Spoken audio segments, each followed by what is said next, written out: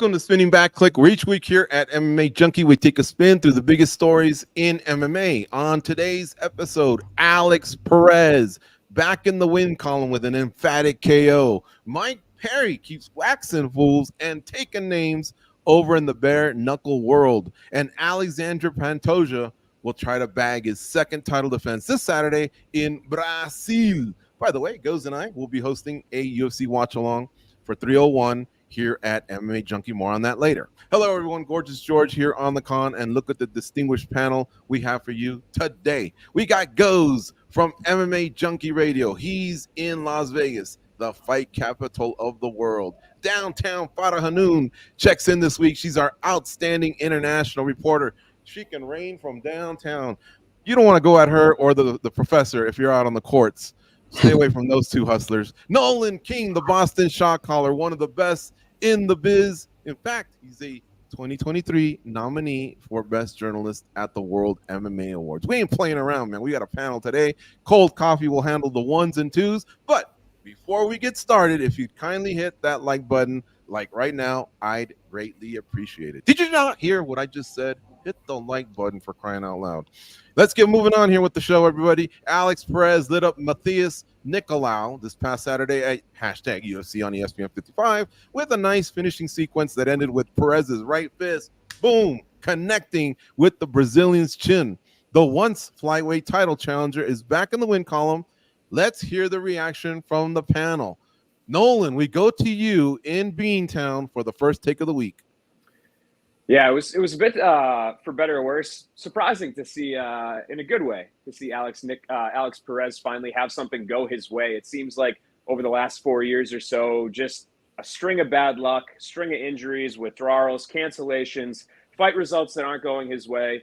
And then he finally comes out after 4 years without a win and knocks out Matheus Nicolau in impressive fashion. So good for him. I think he's kind of a prime example of someone who's unfairly targeted in the social media era. If you've seen his comments, if you've seen any time we post about him, MMA Twitter, MMA Instagram, a lot of people in the comments not saying very nice things to him. So it was a bit refreshing to see things go his way. He's been a true professional throughout it. He has not let it seemingly get to him. He's maintained his kind of, nonchalant sort of personality. So, in that sense, it was very good to see him win. In terms of the division, I'm not really sure where he stands right now. He's coming off the previously he had lost to Muhammad Makayev. Now he goes out there, he knocks out Matheus Nicolau. So I think he's in the conversation for a big contender fight. But flyweight's a bit weird right now, right? Like what we see with the title fight coming up this weekend that we'll talk about. Big reach to get a title challenger. So I'm not ruling anything out, but I feel like Alex Perez kind of assured everyone he's not done. He's not washed. He's still one of the better 125-pound fighters in the world, and he set himself up nicely for a big fight against someone next time around. And this is the division, Nolan, where rematches come aplenty. You know what I'm saying? So even though he also has a loss to the champ, just some sort of a 2-3 fight win streak, and you're right back in action. But you liked what you saw out of him. You think he's turning the page now? Yeah, I mean, I think it's about consistency, right? Like being able to see him fight twice in the span of essentially, I think it's like 3 months or something, right? After all those cancellations, all those withdrawals. He had only fought 3 times since 2020 going into Saturday night. So getting those reps in is huge, making sure that people don't forget you and that you kind of are able to shake that reputation as the guy that pulls out of fights or that can't win or hasn't won in 4 years. Like he did a lot to kind of push all that to the side now. I think people are going to think about going into his next fight about this knockout. Sure, like the other stuff will probably always be around his image, but now there's some momentum. Now there's something that he can point to and say, look I'm still one of the best in the world. Give me a big fight.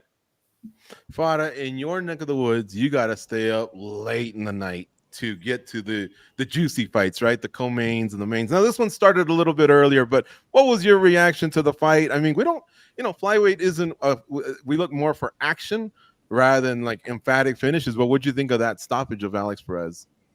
Yeah, no, I was surprised as well. Just like Nolan said, I didn't expect him to win in that fashion. I did pick against him, I believe, as well. But yeah, I mean, he's always been a very good fighter. Like Nolan pointed to earlier, the inactivity obviously harmed him. His 3-fight losing skid was to Figueiredo, Pantoja, and Mokaev, who a lot of people see as a potential future champion. And I know that fight against Mokaev was a little frustrating for him. So I think jumping into that short notice opportunity is absolutely the best thing he could have done. Got a main event spot out of it, a great highlight finish, I believe, a bonus to go with it, if I'm not mistaken. So this was the perfect bounce back for him, snapping a 3-fight losing skid. He had a lot going against him, back against the wall as well. So I think this is a perfect way for him to reintroduce himself. I know he said something along the lines of, I've always been good. It's just that time away obviously hasn't been able to be that active. So I think he has a notable enough name, former title challenger, that he could insert himself into the title picture with one more win, I believe. So yeah,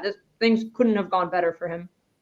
It kind of reminds me of Dominic Reyes, where, I think he went to a split decision with the champ back in the day, and then he had all these losses in a row and everyone wrote him off, and he's yet to work himself back. But Perez benefits from a division that has no depth. So do you think do you personally think he's a future title contender again, Fada? He could be, because we've seen a lot of rematches and stuff like that at flyweight. So we could, while he has fought for the title before, he hasn't really been recently in the title picture, obviously inactivity and all that. So he could, you never know. I mean, he could just be one big win away from getting himself there. And listen, you can't be more impressive than getting a knockout like that. So for him to get a finish like that, listen, there are a lot of fans who didn't watch MMA back when he fought for the title. So for people, they're getting introduced to Alex Perez for the first time, and what a way to do it. Yeah, for sure. You're right. There's always new fans, and a lot of them came in a big wave, post-pandemic, and this great run that the UFC's had on ESPN goes. If you'll recall, after Dana White Contender Series years ago, Perez came the next day to the studio. What have you liked from seeing him grow through Dana White Contender Series and now winning a title, the losing streak, and now he's back with this big emphatic KO? Well, I think anytime you're given that main event slot, that's just so important. You have to deliver. And what more could he have possibly done than get that type of finish and then, get the mic and call out whoever you want next? It's so important. But like Farah and Nolan stated, in this division, and there's a couple divisions like this in the UFC, a lot of it has to do with your performance, right? Sometimes records can kind of get casted to the side, especially when you have people that have fought over and over, and the situation with Brandon Moreno kind of stepping back, Figgy's out of the division now. Really, I think it's going to be a lot performance based. And if you have that highlight, that knockout highlight, and if you are a charismatic guy, I think you can kind of jump a few spots. I think it does just turn into who's impressed us lately. And so I feel like he's always going to be a little bit outside looking in. People are going to judge him a little bit on his losses, but look, those are quality losses. Those are really tough fighters that he lost to. And I think he can turn things around. I think we've seen fighters do things like that before. So I don't see why he should feel like he's too far out. Good performance here, but you got to get back on that horse, get back in that cage and do it again. And I think it's a name that we're going to be talking about. Yeah, for sure. Beautiful work with the hands. He's definitely improved. The feint game is, I think, really threw off Matthias Nicolau. Nicolau's no joke, man. He's got hands. He's got head movement. He's good at the striking game. He just couldn't get going. So props to him. Now, of course, we know these fight night cards at the Apex aren't always the sexiest ones, but come on. Give me a highlight, each of you, from the rest of this event. It was UFC on ESPN 55. Let's go back to Goes. Who else kind of shined out there in your eyes? Well, I think Uros Medic, it was a perfect uppercut that he threw, right, against Tim Means. Tim Means is a solid veteran. And I want to go back to the main event for a second, because go ahead. I thought Alex Perez and him did something very similar, where you could just tell they were stalking their opponents and they were waiting for the perfect shot. And that was the perfect shot. And it all came down to timing.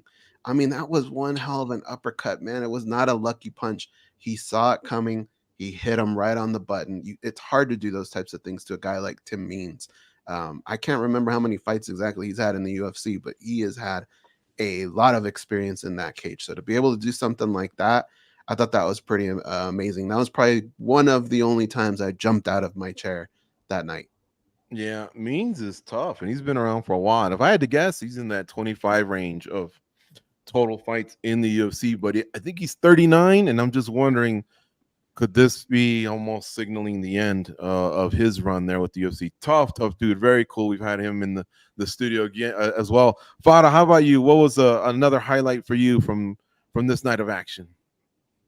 I'll probably go with Guskov, just because I feel like light heavyweight could always use a fresh face and a new contender, and for him to come out and knock out Ryan Spann, he looked great, and I think like I said, in a division like light heavyweight, it only takes a couple of knockouts and you can already be in the upper echelon of division. That division, I feel, is always in need of a rising star. He's young. He's got a fun style.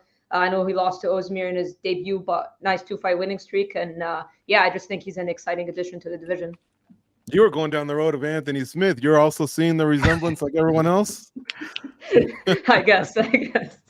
Yeah, no, yeah, he kind of does. He's Euro Anthony Smith. Nolan, how about you? Who else? Who made you jump out of your seat? In true MMA hipster fashion, I'm going to go all the way down the card. Chris Padilla coming in on a few days' notice there with a record that wasn't the most impressive on paper. I think there was a lot of criticism coming his way about, why did he get signed and where did they get this guy? And he's got almost half or more than half, almost half the amount of losses as he does wins. And he goes out there and he beats a Contender Series signee in a matter of minutes. Goes in, gets a rear naked choke. Impressive debut, proving people wrong, and just a great win overall.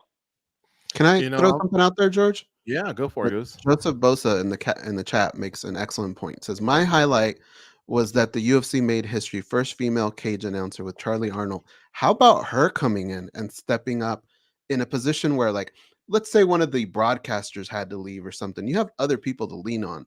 This is all you in the spotlight. You've never done this before. I don't know if you looked up and down this card, but these names are not the easiest to pronounce. Like, this was a nightmare scenario, and I thought she came in and did an excellent job. So that's a great comment, Joseph.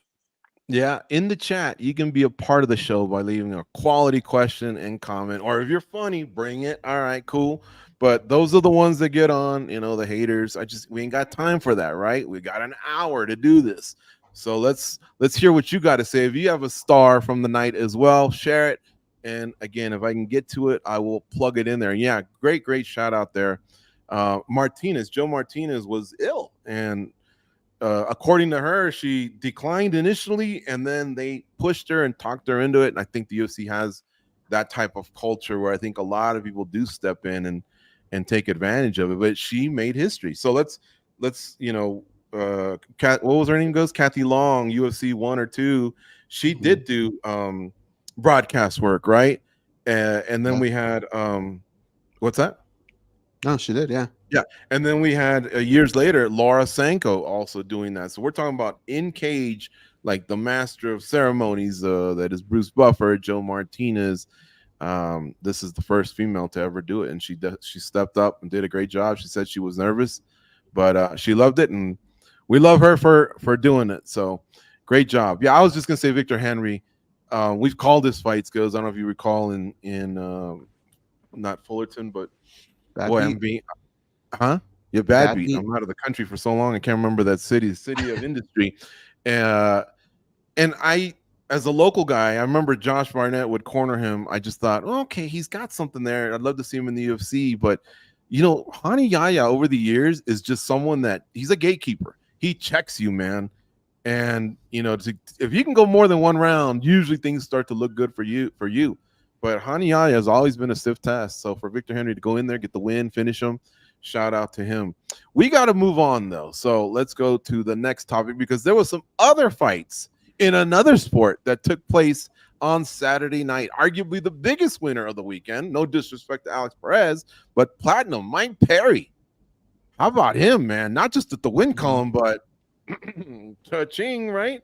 We'll get to that in a sec. I mean, this guy is a star. BKFC had their biggest show of the year, and Perry main evented versus former UFC title challenger Thiago Alves. And by the way, Thiago Alves headlined UFC 100. We just had UFC 300. So that was a while ago, but he's still chugging along, or maybe not after this last fight. Anyway, what was your reaction to the win goes? Mike Perry just, again, like I said in the intro, waxing fools and taking names. He was absolutely made for this sport, right? Like if you're new to BKFC and you see Mike Perry, your first intuition isn't to like look up his record or anything. You see his look, you see the scowl on his face. I mean, you want to know when's he going to do it next. And I know we're going to get to the salaries. He made a good amount of money, and I think he's worth every single penny. I was actually excited about this fight. I know Thiago Alves hadn't fought in a long time, and I get that, but he's a big dude. He had size. I thought he was maybe going to push Mike around a little bit more, and not too much of that fight really played out. He hit him with the perfect shot right on the chin, and poor Thiago, man, he tried to give it as much as he could to get back up and give us more to that fight, but at the end they decided to stop it. So just it's another win for Mike Perry. Almost as important as the fight with Mike Perry is when you give him that mic, and boy, did he go off. He went absolutely crazy, calling out everyone. He set up his next fight. The guy kind of gets it, especially in this sport. This is just his domain, and I can't wait to see this guy fight again. I get so excited when this dude's on a card. So he's bred for this. He's perfect for this, and it's just another statement win for this guy. The king of violence, man. Look at him. He's got some swag. He's got his tats, and he's got some fists. Nolan, what did you think of Platinum's performance throughout the week, culminating with that vicious KO? Yeah, as Ghost said, if bare knuckle fighting was a person, it would be Mike Perry. So it's very appropriate that he's fighting for them. He's exactly what they need. I think it's great to use the names of yesteryear to help boost promotions as long as the fighters are still capable of competing.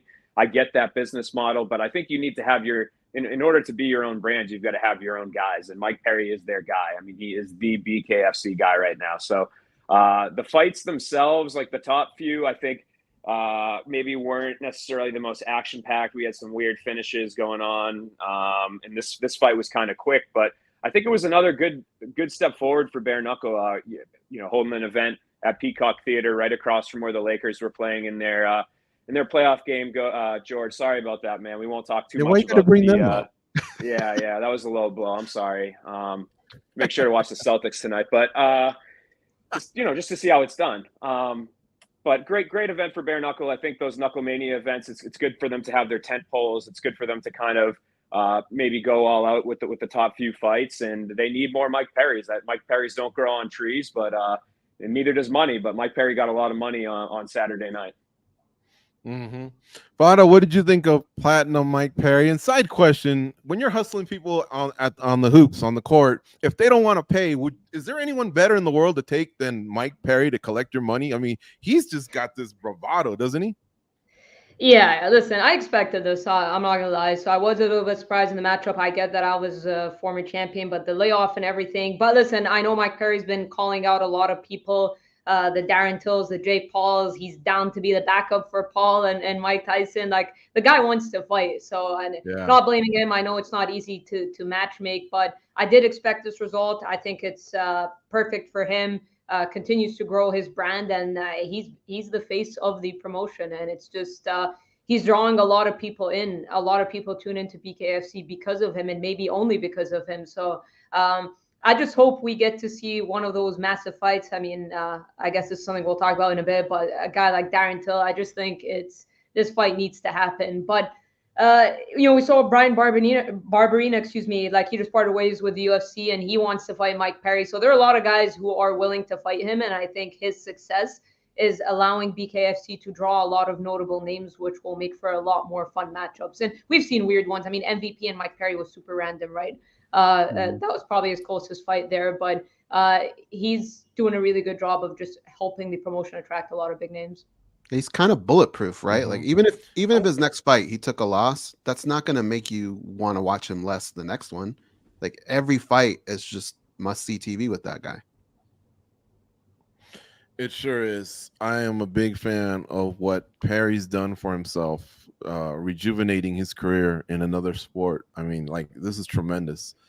I want to go back to Fada. You mentioned Darren Till, and remember, years ago, they were going to have just a little training session, and they look like they kind of get along, but they'll also won't hesitate to talk junk on each other. So this could have a good buildup, because Till's got a little bit of that street swag. For those that don't know, he had to leave the country because he got in trouble for mixing it up with the wrong people. Went to Brazil, became a dad, learned a new language, went back to the UFC, became a title challenger, all that. But do you lead? How would you, if you're Feldman, would you lead them towards fights like that? Which I think that's what bare knuckle kind of makes us fans want, is just two big names clashing, or do you take them through the route of belts and maybe making them, a decorated champ like Luis Palomino once was for them?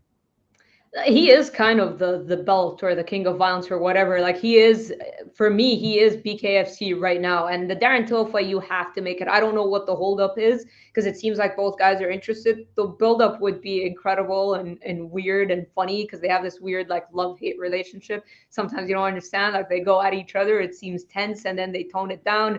It's you see them on different podcasts and stuff like that. It would 100% be a lot of fun. A lot of people have been wanting to see Darren Till back and interested to see him back. I know his name has been linked with multiple promotions. I don't know what his next move is. He talks about getting back to UFC one day as well, but this is the fight to make. This is the fight people wanted to see in the UFC. We didn't get it. I think it would be absolutely a ton of fun if we saw it. I mean, Perry, the brawler, Till, perhaps the more technical fighter. But I just want to see it happen sooner rather than later because the longer the layoff for Darren Till, the more questions we'll have as to how he's going to look. So I don't know exactly what's going on with Darren, but I just hope we see it sooner rather than later.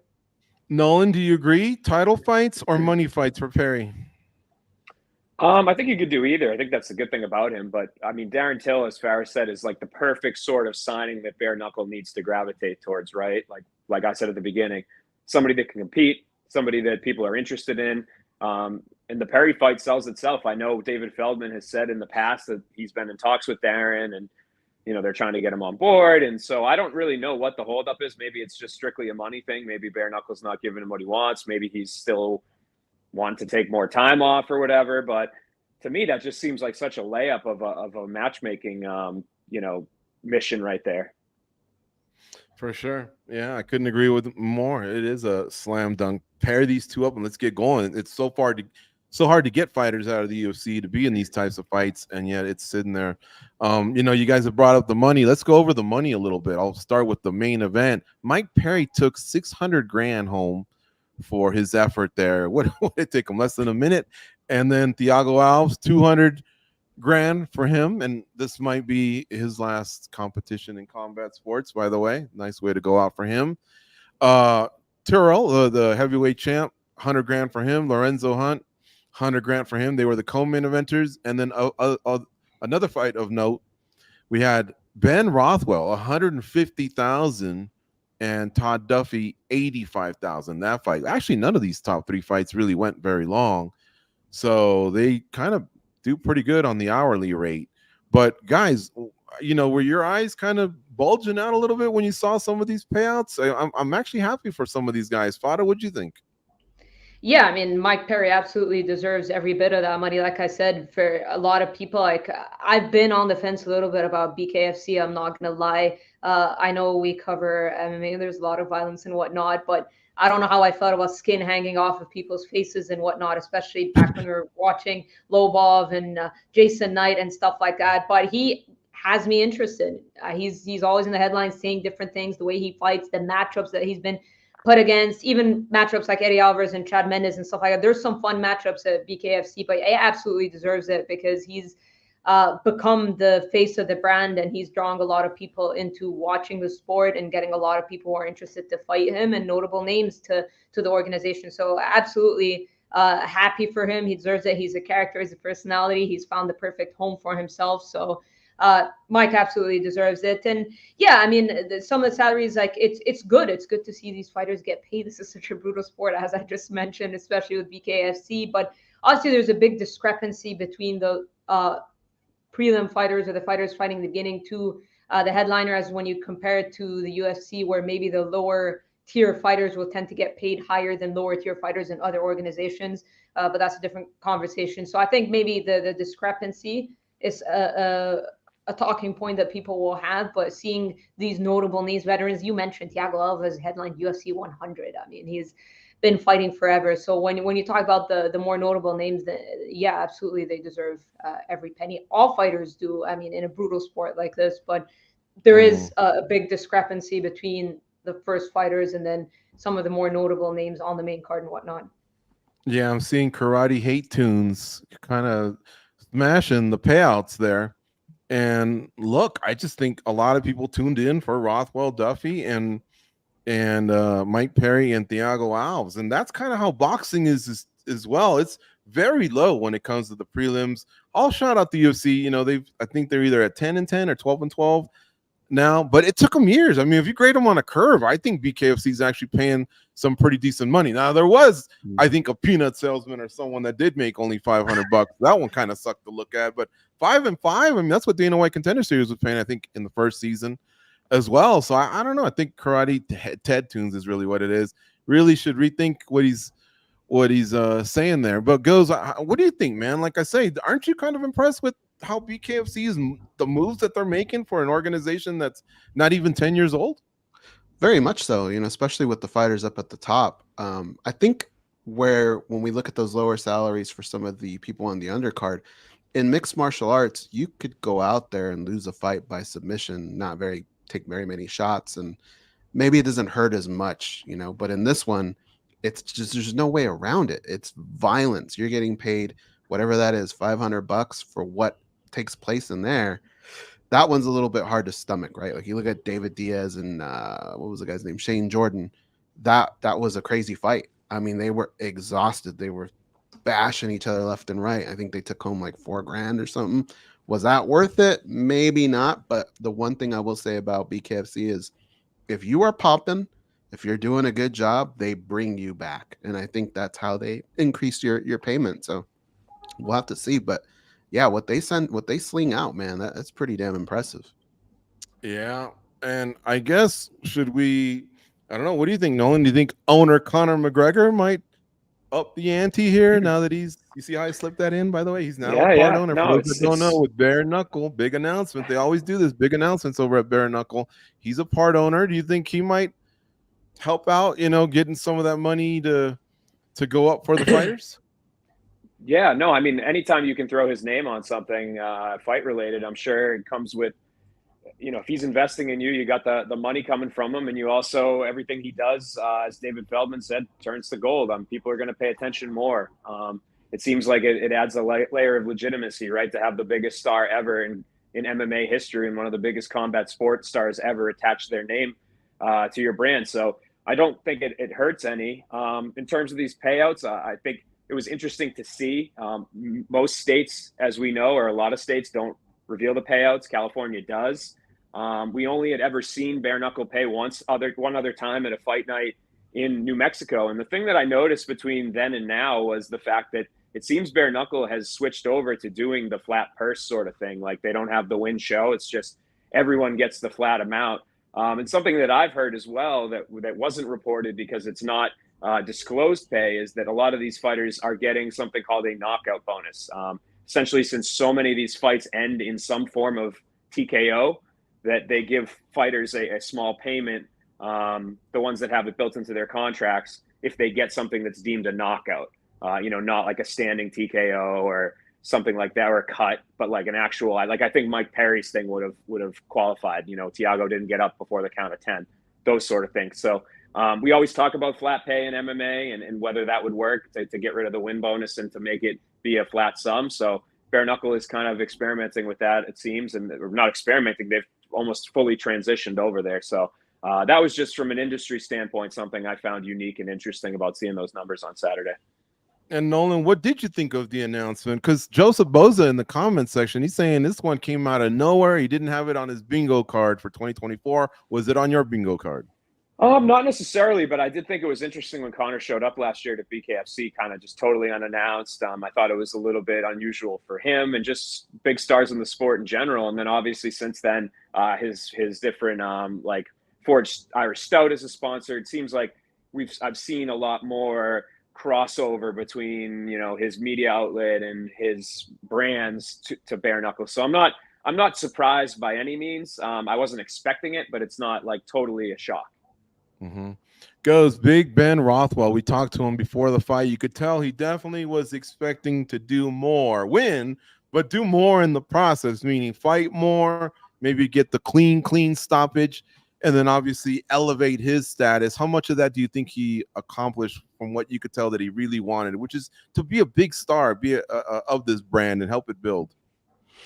Well, you know, the fight didn't really play out probably the way he wanted, even though he did put him down and he gets the victory. But it just wasn't what I think he had talked about going into the fight, with some kind of emphatic finish, right? To just something that they can't overlook. I don't know that that happened. However, when he did pick up the mic, screamed at the crowd, kind of put them all on his side, I think he did gain a little bit of momentum. It was such a weird feeling because you saw like what happened to Todd Duffy, you saw what happened to Lorenzo Hunt.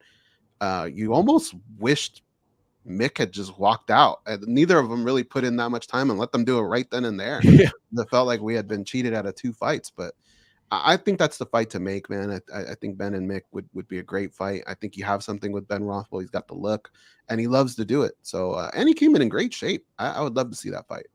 Yeah, Duffy was doubting that he was going to come in, but he actually did come in, look good. Yeah, I like this gladiator fit.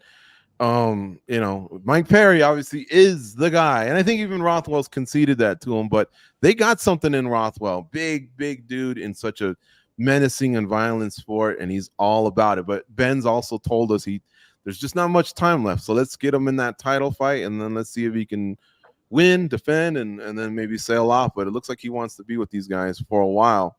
Hey guys, how about this past week, man? The call-out game was in full effect, and guess what? I kind of like it. We always hear it from the Rogans, Cormiers, Bispings of the world. You know, they tried to lead the fighters down that path. What's next for you? What do you want? All that stuff. I mean, look, when you win, you have momentum, right? You can build off it by presenting some sort of an aim. It's best when you've just won the fight, but obviously it can happen on social media. I'm here for it. I'm all over it. Let's go over some of these. Chris Weidman called out Sean Strickland Fada. So Chris Weidman was on the Believe You Me podcast, and he was like, you know, look, Bruno isn't just he's not really a big name. It's time to step up and have some fun. And he is a former champ. We got to give him that, right? He says, quote, I would love that fight. I got a ton of respect. Sorry, Strickland is the name he has in mind. He says, quote, I would love that fight. I got a lot of respect for Strickland. I think it would be a fun buildup. I think he would bring out me not being such a nice guy. We could trash talk a little bit, have some fun. I would love that fight. I like his style. I like that he pushed the pace. I like to push the pace. He likes to get guys tired, so I like to test myself against a guy like that. Are you buying or selling this call out, Fada? I'm selling. I'm sorry, Chris Weidman. Listen, I agree with him that I do believe he should be fighting big names. He's a former middleweight champion, a defending champion. He's a future Hall of Famer. So I agree with him. I understand at this point in your career, you're going to probably want notable names to get you up and motivate you. And he's fought some of the lesser known names. So I think it's time for him to get that. He's fought Akhmedov. He's now Bruno Silva. But Strickland's just coming off of a title loss. He's still very much in the title picture. He's got a fight booked against Paulo Costa that could put him back. I remember him saying that he wasn't gonna fight down the ladder. So yeah, I'm not selling it. At least not right now. Maybe down the line, depending on what happens with Strickland's career. But right now, I still think Strickland's very much in the title picture, and I don't think that's the fight to make. Okay. All right. So she's selling. All right, goes. Next one's for you. Sean O'Malley. He wants Ryan Garcia. Remember, this was ridiculous when he used to bring up other names in the past, but my man's gotten the title from Aljamain Sterling. He's defended it, completely smashed Chito Vera.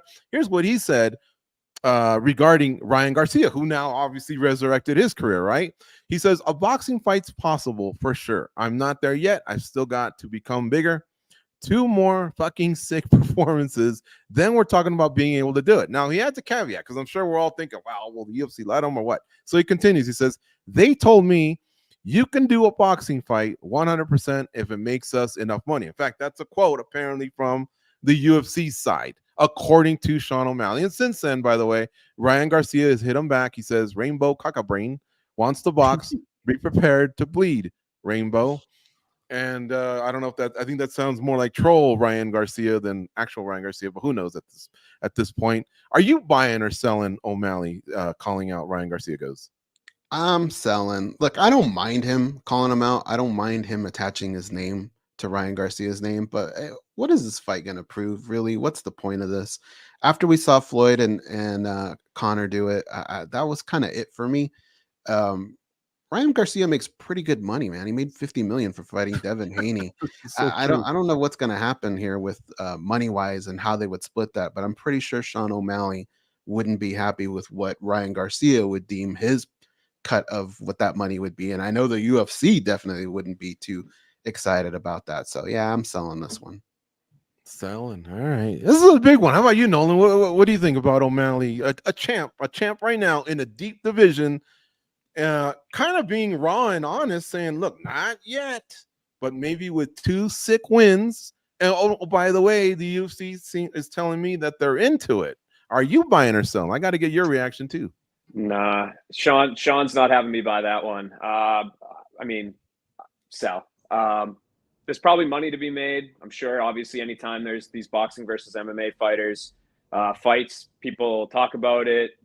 It's goes into 2 sports, but for me, I'm kind of over it. And especially in a division like bantamweight with a star like Sean O'Malley, I mean, there's so many more tests for him to try to conquer at 135 pounds or even up at 145 pounds in MMA should he decide to make that leap. So at this point in time, I really don't have interest in it. It's partially due to fatigue of the boxer versus MMA thing, but it's also the unwillingness or me not wanting to see one of the sport's biggest stars in one of the best divisions be tied up for a significant period of time.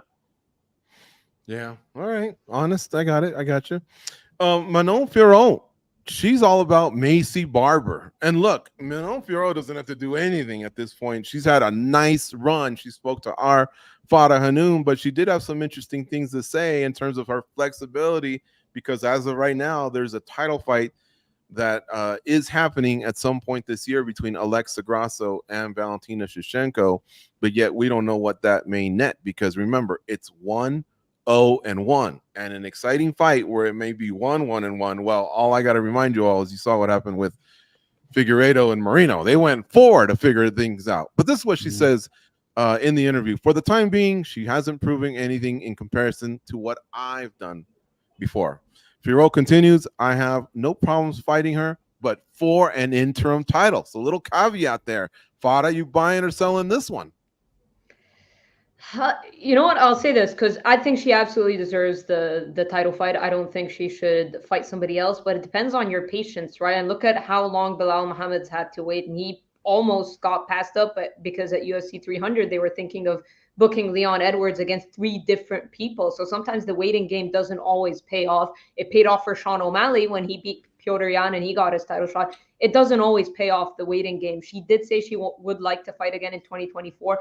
I don't know if that's possible. I mean, unless either Valentina or Alexa get a quick finish and are down to turn around, but it's a lot of ands and ifs. So I do think that eventually a fight against Macy Barber could happen, but I don't know if it would be an interim title fight, because why would you do that if the champions are gonna, or if, sorry, Alexa's gonna fight Valentina maybe in September at the Sphere? So it wouldn't necessarily make sense unless the winner of that fight gets injured or says they want to take a long layoff. So I think it's a bit of a waiting game for Manon. I think she's gonna have to wait and see when that fight gets booked and how it plays out. So depending on that, I could buy it, but I just think she's done enough. It's just going to depend on how patient she can be, because some people get pretty impatient. I mean, look at poor Bilal Muhammad. I mean, if that rematch with Leon Edwards doesn't get announced for Manchester, I just don't know at this point what he's going to do.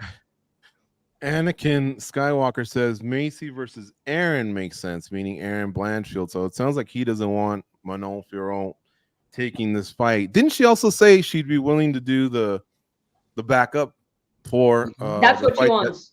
That's what she wants. That's her number one option, right? Oh, for sure. I mean, Macy's just like, if she just runs out of patience and the UFC decides to strap an interim title, which I'm assuming would be more money and all that stuff. But just an interim title to me doesn't make sense when Alexa's going to fight Valentina after the filming. Barring anything that happens, if that fight gets delayed for any reason, then maybe we could see what's next. Yeah, I like her as well in the back. She's proved enough with when you beat Thug Rose and then you back it up with dismantling Aaron Blanchfield. I wish she would have got the finish. I think finishes go a long way, but still, she took a lot of rounds from her, and so she definitely deserves this. and I also like the backup role. But the callouts continued, guys. Yuri Prochazka, now he's calling out a division. Now, before his win over Alexander Rakic at UFC 300, he was saying he's interested in 185 pounds. But by beating Alexander Rakic, he's getting near where he once was, which was the top of the heap of the light heavyweight division. Remember, an injury took him out, not necessarily him losing the title after winning it. And he also took an L after coming back from that, right? But what are your thoughts on this one, Nolan? Are you buying or selling Prochazka being interested in 185 pounds? You think that's a good move?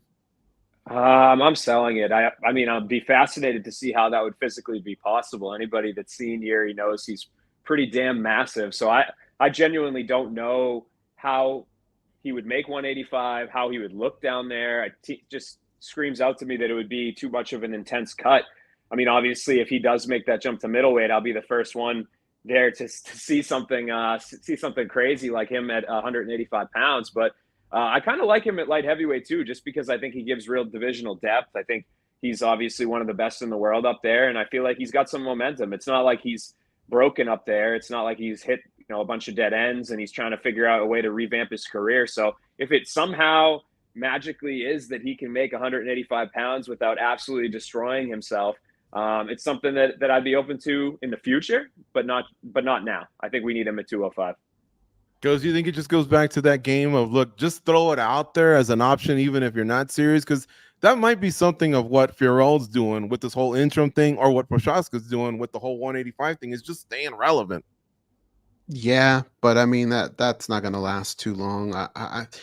I thought it was a little silly when I saw it. I think he's in a good position where he's at right now, and there's a lot going on at 185. Like, you can get lost in that shuffle really, really fast. So, like Nolan said, that type of cut, we don't know what's going to happen with him going forward. So I would keep him right where he's at right now. I think things are actually looking pretty well for him. Yeah. Might I add quickly? Well, Duplessis recently said in a podcast that Prochazka is pretty small. I walk around larger weight. He ran into him at the PI or whatnot, and Prochazka said the weight just kept coming down, and he made light heavyweight pretty easily. I think and he did mention it after the win over Rakic as well. So, but yeah, it doesn't make sense for me just because he's in the title picture. Anytime you're in the title picture, it just doesn't make sense to do stuff like that. You do that when you're a big name and no longer in the title picture, then maybe for like fresh, like new life or whatnot. But he's still a top contender, so I just wouldn't think I would sell it to. Yeah, I'm glad you brought that up, because I see a comment from Joseph Boza. Although after you hear what he has to say, you'll probably say he should rename himself Joseph Bozo. He says Yuri, if he's going to change his division, he should go up to heavyweight. Now, I like his point. He says one win and you get a shot there. But like Fada said, the middleweight champion walks around heavier than the former light heavyweight champion, and yet Joseph wants to send him upward. No, not Joseph. Downward, if anything, not up there, because remember, it's no 10-pound, 20-pound difference. Those are some big dudes. So I would not like that move for Yuri Prochazka, but that's where that came from, is basically Duplessis saying, I'm actually a bigger dude in the offseason than Yuri Prochazka. We're all selling, I think, on that one. I think I can speak on behalf of the panel there. How about Bisping? Last one, Bisping versus Rockhold in karate combat. Now, as you all know, these guys are 1-1, right? Rockhold submitted Bisping in Australia, and then Bisping knocked out Rockhold to win the title, right? So on the Believe You Me podcast, Bisping says Luke Rockhold at Karate Combat 45. He says, I was doing a live stream to it, and everyone was like, hey, you got to do the trilogy. I'll do Karate Combat against Luke Rockhold. I'll do it. Bisping was saying, I will have a trilogy with Luke Rockhold in Karate Combat. I would love to. But when Anthony Smith, his co-host on Believe You Me, pressed Bisping on it, he continued. He says, well, it's starting to gather some momentum a bit too quickly. Let me just see my hip doctor first. Let me get my neck sorted. And then he says, I'm joking. I do it 100%. I would. Let's go. I mean, he's emphatic about this.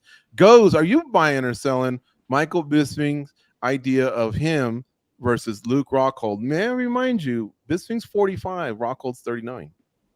Yeah, this is starting to seem like a going out of business sale here, because we're selling left and right. I'm going to sell again here. Michael Bisping, like it's just too much at this time. It is a fight that you feel like there probably will be a part 3, but it might be in an elevator or something at some point or an airport.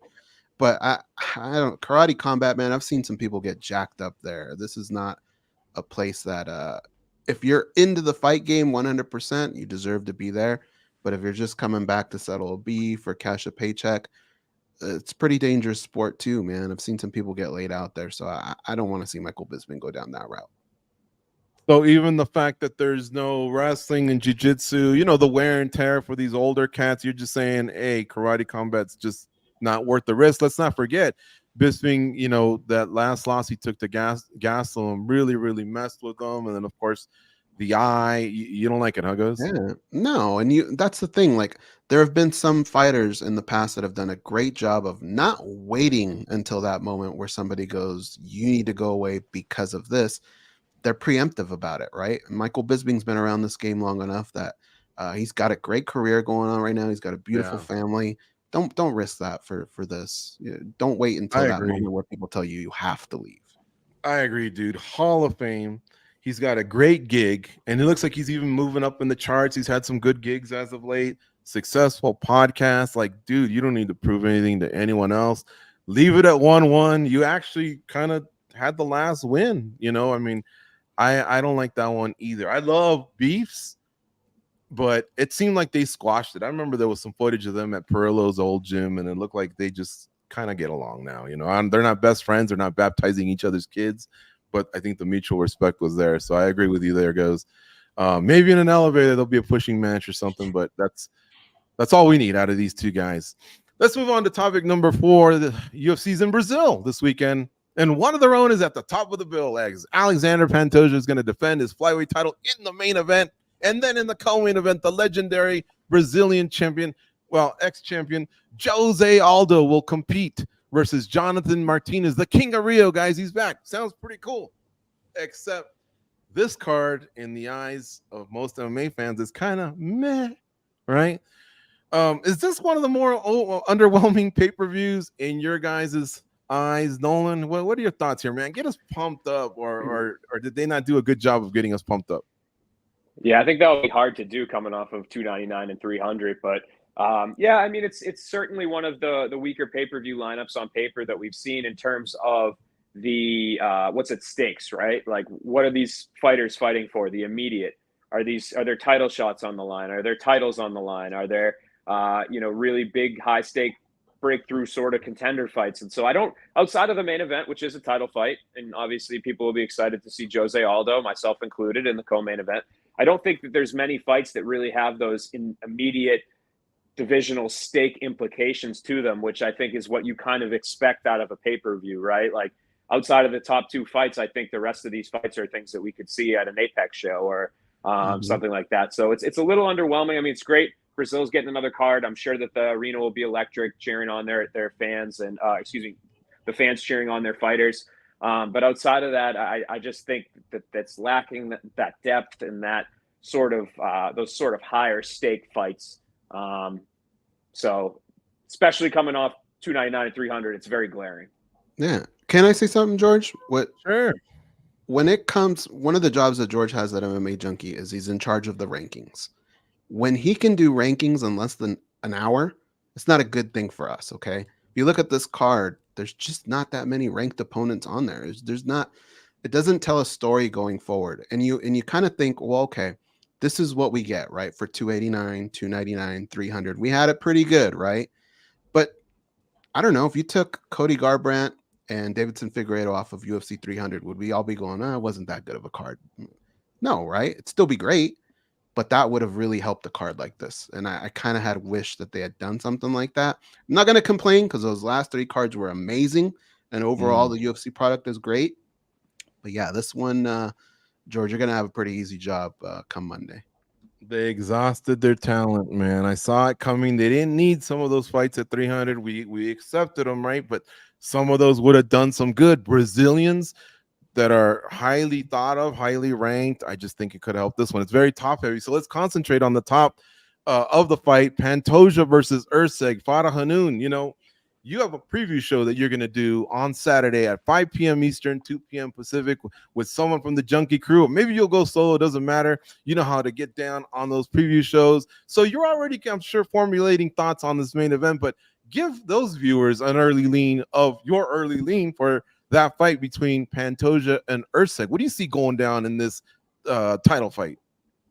So I picked Pantoja because of the experience, because of his heart, and he's just a dog, and he'll fight you even if things aren't going according to plan. He'll just go in there and brawl, and he's got a great chin, and he's well rounded.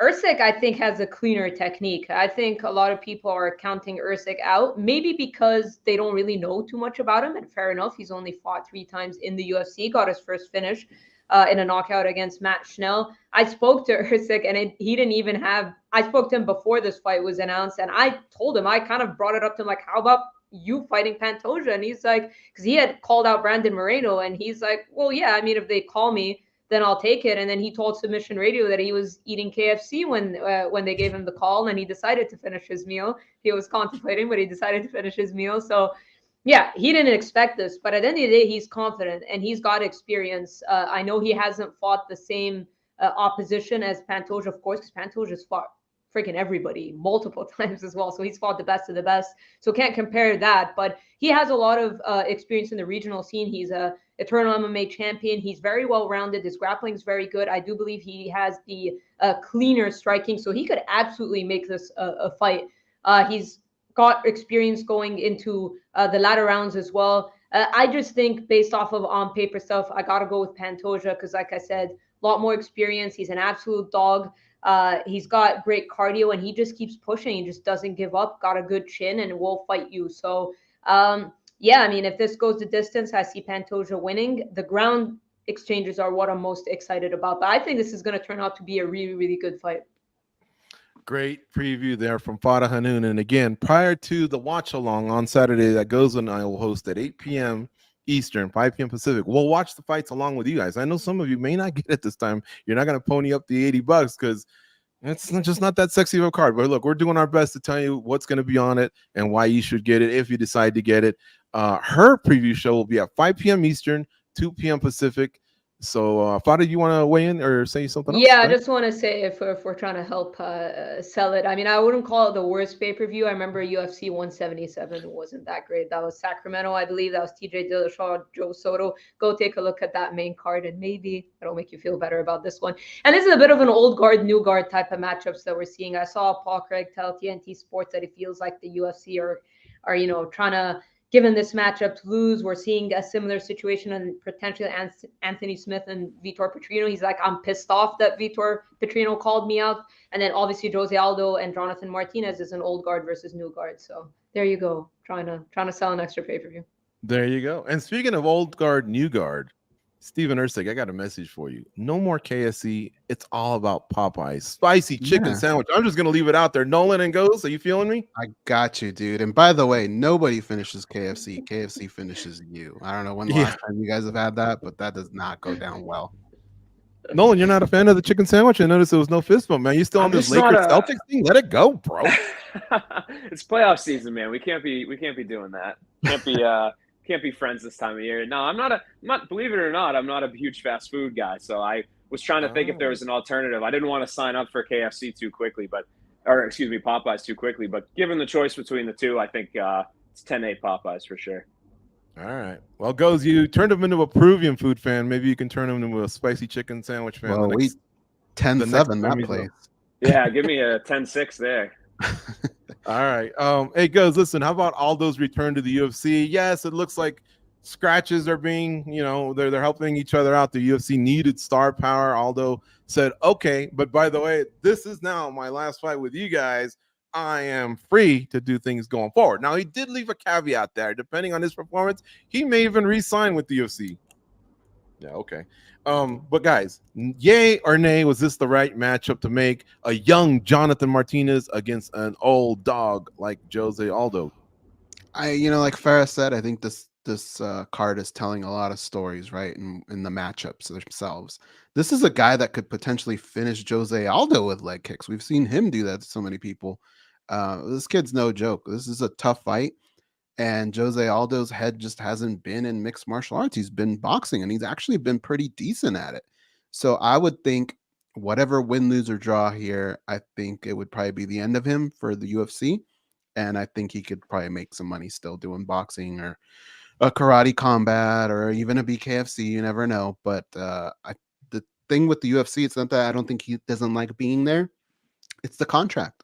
Once you get that freedom, the ability of doing whatever you want, I think that's hard to give up. And I think he enjoyed boxing, so I could see him going back to that. Nolan, you feeling this matchup of Aldo versus Martinez, or is it just favors written all over it between Aldo and obviously the UFC, who they needed names after pretty much stacking 98, 99, and 300 pretty fat these last few months? The Dominic Cruz fight was the one to make, and obviously that seemingly was what the UFC wanted, and it fell through. So knowing that could have happened, I feel like that is the right answer. Okay. But putting that out of the picture with that not being an option, I think this is a really acceptable matchup. I mean, you look at the odds on paper, it's nearly even. But I really do like the element of Jose Aldo kind of having the opportunity to call it quits in front of his home country. I think that walkout's going to be special. It's something that 6 months ago we didn't think would ever happen. It was kind of a passed over part of history that would have been cool. Now it's going to happen. So I think one way or the other, he's going to get that hero's welcome. He's not at a point yet, in my opinion, where he's checked out from combat sports. We've seen even when he left MMA, he wanted to do something. He wanted to compete. He went and boxed. His last few fights in the UFC, I actually thought were pretty solid. I know the Murad fight was frustrating for him. It was also a 3-round fight, and it was also really, really boring. So I think people have a short memories. And so let's see what he's got left. I mean, he's only 37. I feel like he's been around forever and ever. He hasn't taken a tremendous amount of damage in recent fights. And he's proven over time that when people think he's done, when they think he's diminishing, when they think his skills are going downhill, that a lot of times he proves to people that he still is elite. So I like the scenario overall. I'm a fan of it. The Cruz fight would have been just absolutely the cherry on top of the Sunday. But I'll take what we have, man. This isn't bad either. He doesn't eat fast food, but he knows his desserts. Good stuff from Nolan King there. Anakin Skywalker says, I like Martinez, but all he has is leg kicks. Well, he's got great leg kicks that have stopped fights, but I wouldn't say that's all he's got. He's definitely getting better with each and every fight, but I think it's a good test. But I really do think, like I say, each party's helping themselves out. Goes, what do you think happens here? Does he fight out his contract, or does he go elsewhere? What's the truth here between Aldo? You have a good bullshit meter. Figure it out for us. I think he goes elsewhere, man. And I don't know that this to me is still a tough fight, but I really do think he enjoys his freedom. And I think there's things, he still has a name regardless. You can attach him to a lot of things. And I think having that freedom and being able to make that money is what makes the most sense for him. Who wins the fight, Goes? I think Jonathan Martinez wins, man.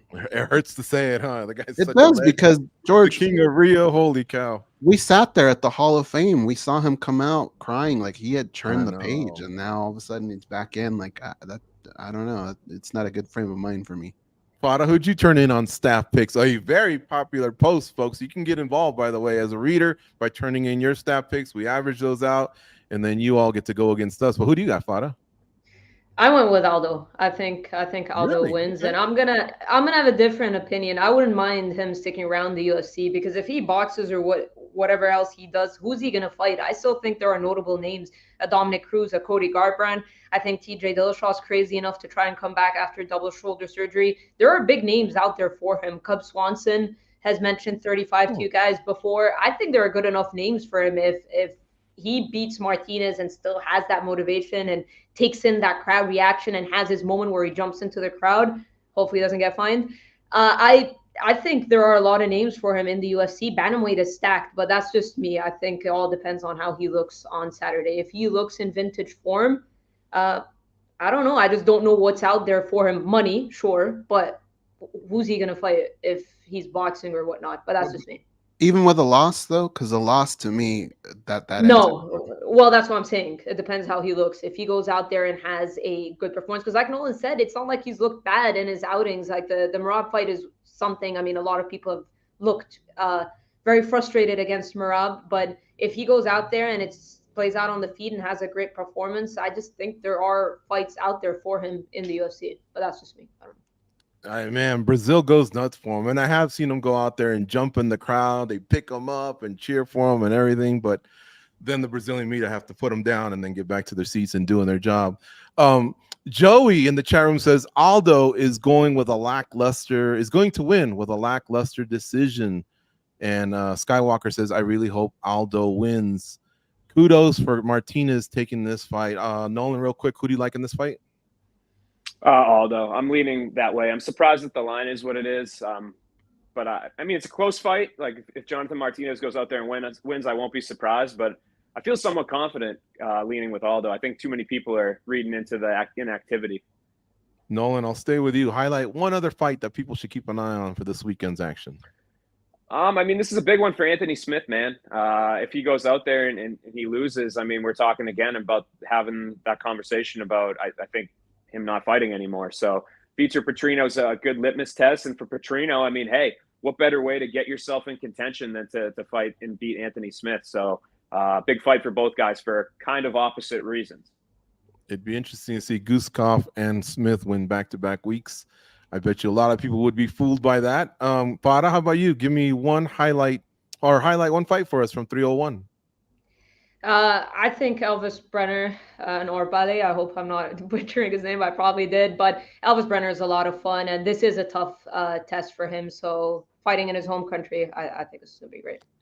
Goes, you get the last word on the show before my proper exit. But who do you like? What's your one fight to keep an eye on?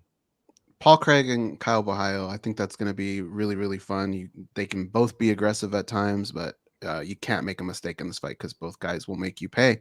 And if I do have the last word, Mr. Nolan King, if Jose Aldo wins, I won't eat Popeyes for the rest of the year. But if he loses, you got to eat Popeyes on the next show. Oh, easy. Yeah, no worries. Mm-hmm. The comments are cracking me up right now. They always say don't read the comments, but somebody's calling me out saying I sound pretty fun at parties, which I don't know. Do you guys, when you guys eat Popeyes and KFC, do you guys just go to a party and everybody eats it? Is that what happens? Of course. Yeah. Yeah, that must be someone from the South or something like that. That's not how we get down in the West Coast. But yeah. I was trying not to laugh. Are you good with spicy food, Nolan? Or? Oh, yeah. Hell yeah. Yeah. Okay. Yeah. All right. Just checking. Look, I'm a big fan of the Bonfim brothers. It did not go too well for them the last time they were on the same card, but Vince Pichel's just been a tough test over the years. I'm a big fan of Vince Pichel, but he's also getting older, and I know he's winding down his career. He's been a good friend of the show, but I'm really anxious to see if he can, hold it down, then fine. But Ismael Bonfim, keep an eye on that guy. That guy's usually pretty exciting, as is his brother. And folks, one last reminder. First, hit the like button, hit the subscribe button. For one, it helps the algorithm, helps this show, helps us, right? We give you so much free content. All we ask is just a simple like and a subscribe. That little bell, by the way, tells you when we're on live, and we're always putting out the weigh-ins for the UFC, right? The Spinning Back Clique show. There's a lot of live content for you all. And Goes and I will host the watch along. We can watch the fights together this Saturday, 8 p.m. Eastern, 5 p.m. Pacific. So those will be the 4 featured prelims and then the pay-per-view. So if you don't order the pay-per-view, we'll tell you what's happening in real time. A lot faster than going to Twitter and hoping one of those yahoos tells you who won the round, right? We'll tell you what's happening. And before all that, Farah Hanoun will serve up the appetizer, if you will, as she will give you an outstanding preview show, and she'll tell you who to bet or maybe which way she's leaning, right? And if you look at the stat picks, she's usually one of the better ones at picking winners. So 5 p.m. Eastern, 2 p.m. Pacific, catch Farah Hanoun. I'm not sure if she'll have a guest or not, but if it's just her, it's a quality show. Check it out and have a great weekend. We'll catch you guys all on Saturday for that. And then the following Monday for Spinning Back Clique at noon Eastern, 9 a.m. Pacific. Go out and be a champion. We'll talk to you soon.